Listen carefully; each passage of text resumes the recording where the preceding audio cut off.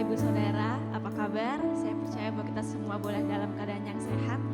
Mari kita sama-sama menyembah Tuhan, kita datang kepada Tuhan hari ini. Namun sebelum itu, mari kita sama-sama berdoa. Kami bersyukur untuk anugerah-Mu yang besar bagi setiap kami. Kami bersyukur untuk perkenanan Tuhan yang boleh turun buat setiap kami. Dan kami mau Tuhan pagi hari ini, kami boleh menyembah Engkau, kami boleh menerima sesuatu yang baru pada hari ini. Dan kami percaya Tuhan, bahwa ketika kami memuji-Mu Tuhan, Engkau boleh hadir bersama-sama dengan kami. Terima kasih Tuhan, biarlah Engkau hadir di atas pujian kami, dan setiap firman-Mu yang akan disampaikan itu boleh menguatkan setiap kami. Terima kasih Tuhan, dalam nama Tuhan Yesus, haleluya. Amin.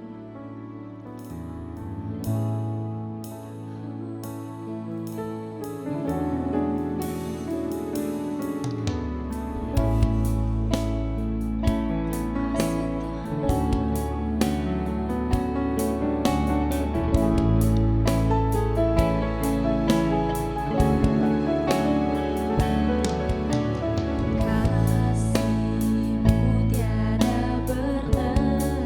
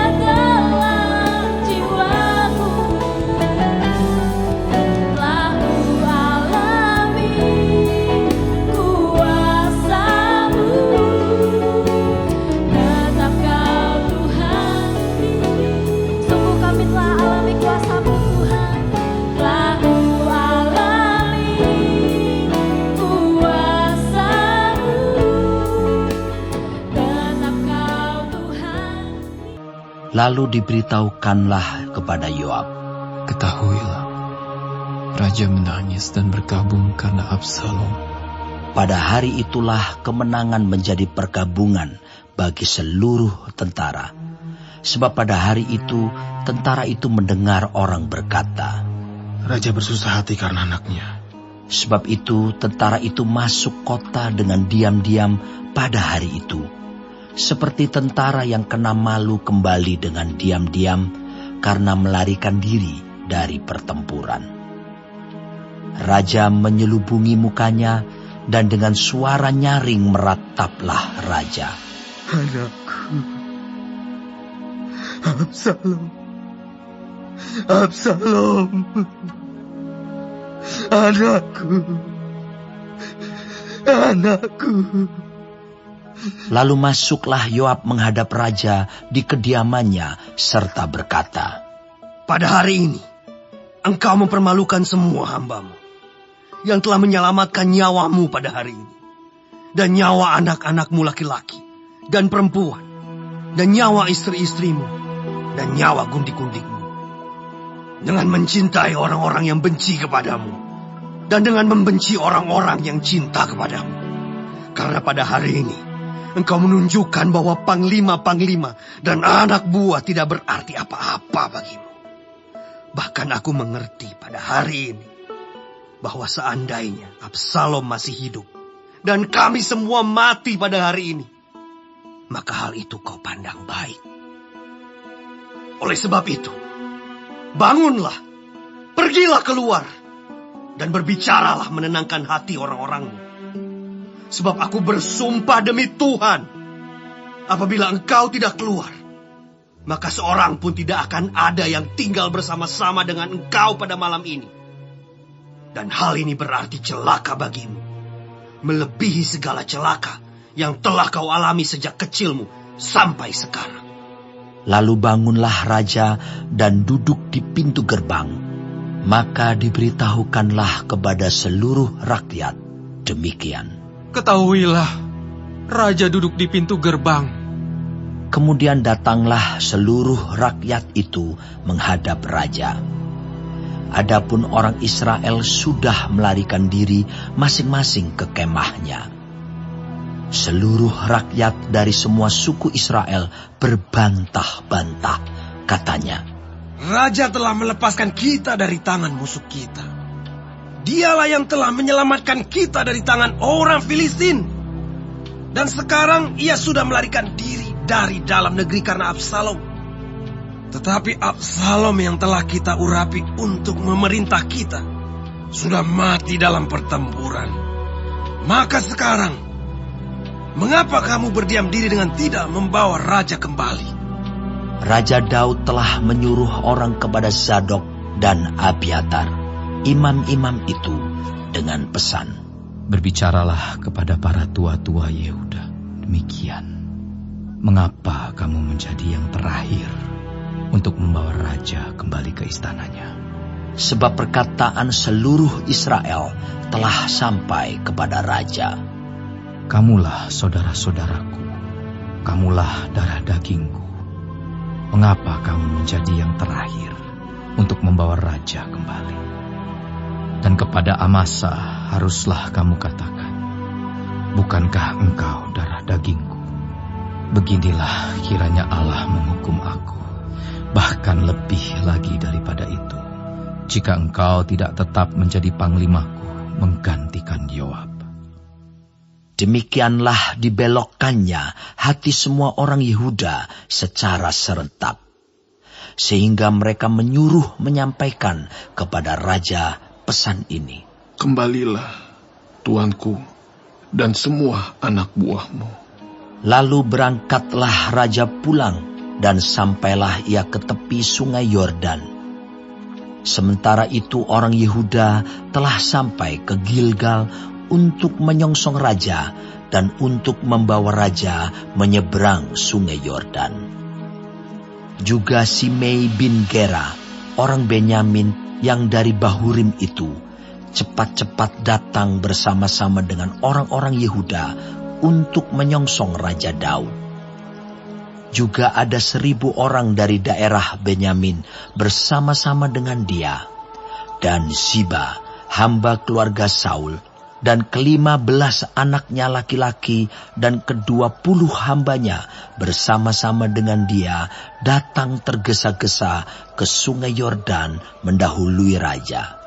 Lalu menyeberang dari tempat penyeberangan untuk menyeberangkan keluarga raja dan untuk melakukan apa yang dipandangnya baik. Maka Simei bin Gera sujud di hadapan raja ketika raja hendak menyeberangi sungai Yordan dan berkata kepada raja, "Janganlah kiranya tuanku tetap memandang aku bersalah, dan janganlah kiranya tuanku mengingat kesalahan yang dilakukan hamba-Mu ini pada hari tuanku raja keluar dari Yerusalem. Janganlah kiranya raja memperhatikannya lagi.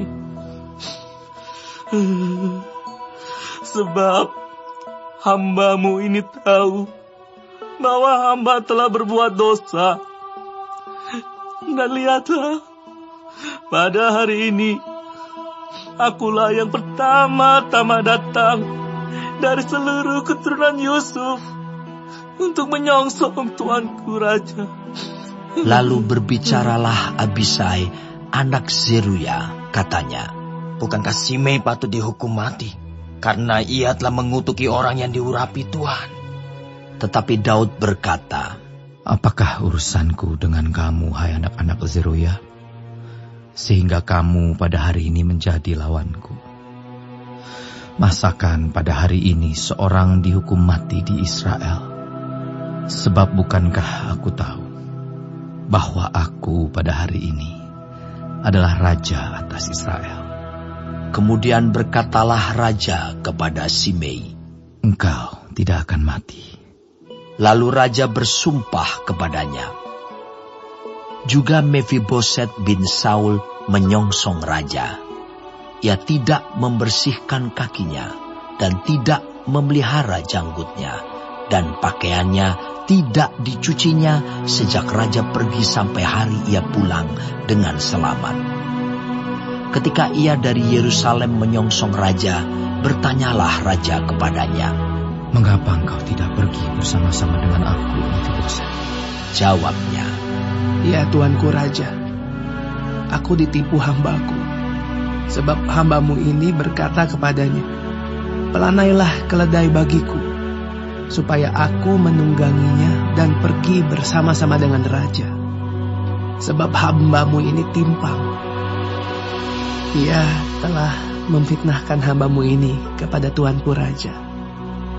Tetapi tuanku raja adalah seperti malaikat Allah. Sebab itu, perbuatlah apa yang tuanku pandang baik. Walaupun seluruh kaum keluargaku tidak lain dari orang-orang yang patut dihukum mati oleh tuanku raja. Tuanku telah mengangkat hambamu ini di antara orang-orang yang menerima rezeki dari istanamu. Apakah aku lagi? Dan untuk apa aku mengadakan tuntutan lagi kepada raja? tetapi raja berkata kepadanya, Apa gunanya engkau berkata-kata lagi tentang halmu? Aku telah memutuskan. Engkau dan Ziba harus berbagi ladang itu. Lalu berkatalah Mefiboset kepada raja, Biarlah ia mengambil semuanya, sebab tuanku raja sudah pulang dengan selamat. Juga Barzilai orang Gilead itu telah datang dari Ragelim dan ikut bersama-sama raja ke sungai Yordan untuk mengantarkannya sampai di sana. Barzilai itu sudah sangat tua, 80 tahun umurnya. Ia menyediakan makanan bagi raja selama ia tinggal di Mahanaim, sebab ia seorang yang sangat kaya. Berkatalah raja kepada Barzilai, Ikutlah aku. Aku akan memelihara engkau di tempatku di Yerusalem. Tetapi Barzilai menjawab raja, Berapa tahun lagikah aku hidup, sehingga aku harus pergi bersama-sama dengan raja ke Yerusalem. Sekarang ini aku telah berumur 80 tahun.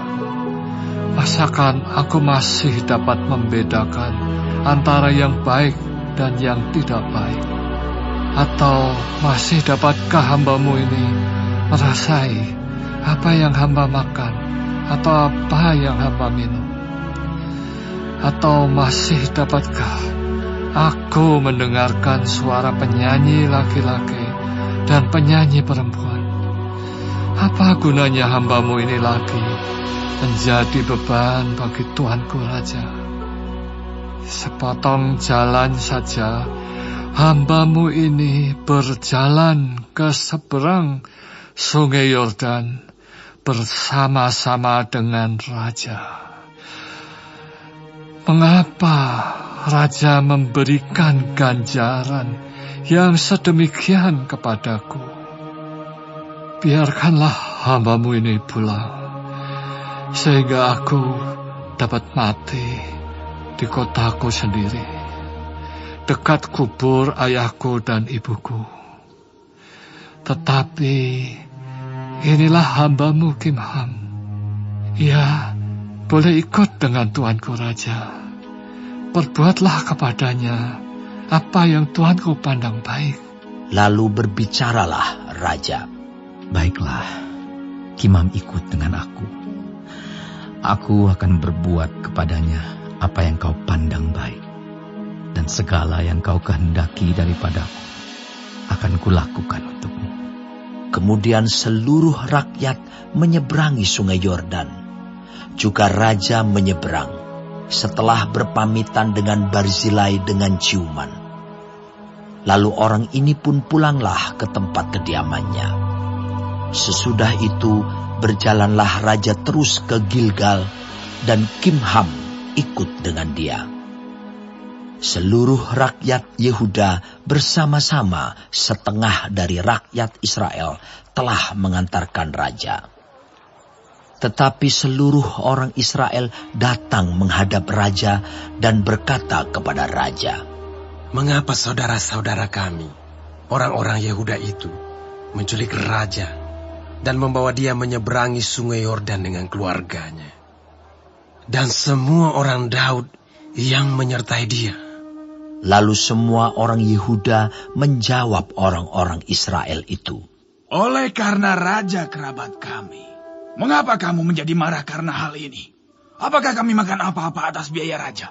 Apakah kami mendapat keuntungan?" Tetapi orang-orang Israel itu menjawab orang-orang Yehuda, Kami 10 kali lebih berhak atas Raja. Sebagai anak sulung, kami melebihi kamu. Mengapa kamu memandang kami rendah? Bukankah kami yang pertama-tama harus membawa Raja kami kembali? Tetapi perkataan orang-orang Yehuda itu lebih pedas daripada perkataan orang-orang Israel.